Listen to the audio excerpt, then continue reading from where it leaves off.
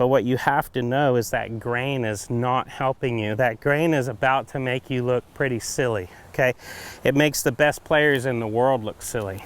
So, hi there, Craig Hocknull here.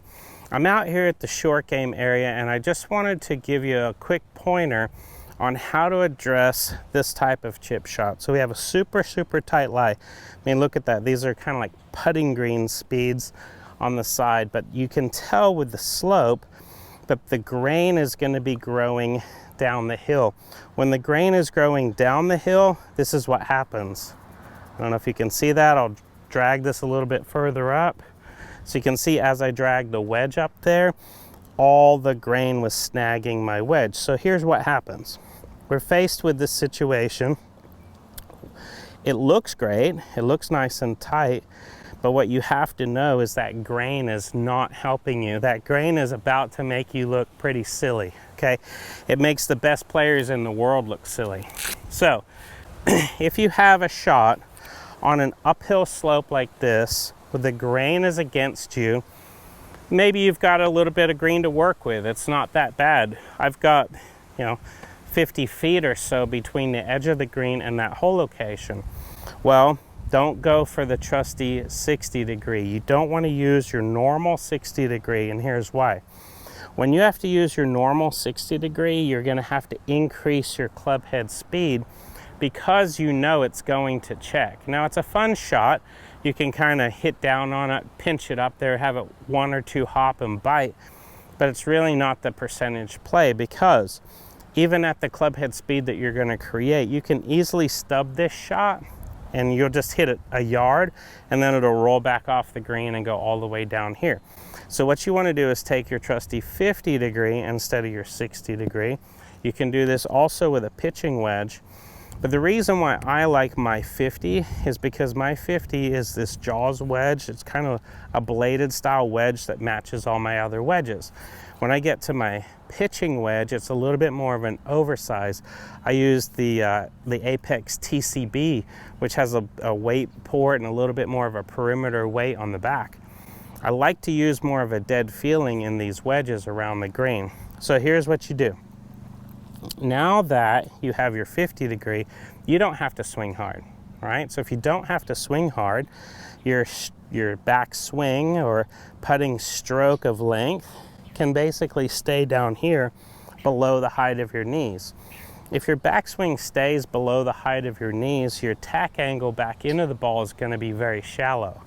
If you go back here and you start hinging and lifting that club up, you just created a much sharper attack angle, and that is not going to help you in this scenario. So you want to stay below your knees right here, and you don't want to hinge your wrists a bunch.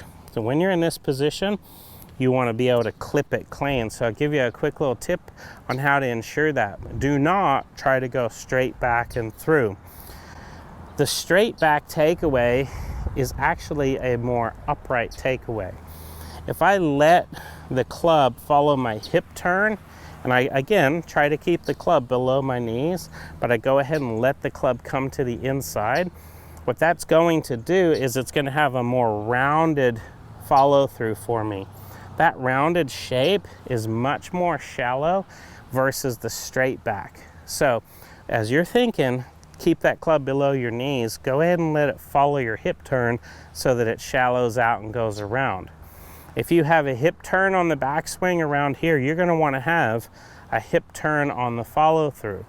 So in this case, go ahead, use the hips, not the wrists, okay? So nice setup, gripping down just a little bit. I like to kind of close the club face on this shot because I'm not trying to hit it very high in the air. Take my setup, and I'm going to actually swivel my hips and keep my hands in this position without hinging. So I'll show you what that looks like.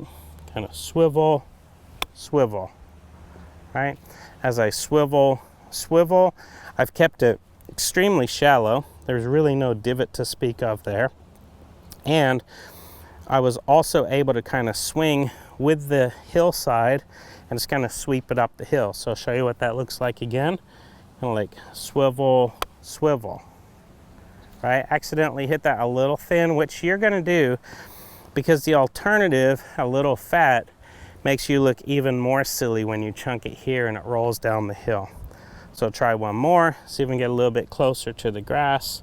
Little hip swivel, that was a good one. I try to feel like my arms anchor just a little bit closer to my body because I want that club staying shallow, that club head moving lower than my knees. If I let my elbows separate from my body and I start hinging straight up in the air, I'm going to get more vertical. Then I'm going to cut down on it and run the risk of chunking it. So hopefully those tips help you on that upslope into the grain chip shot.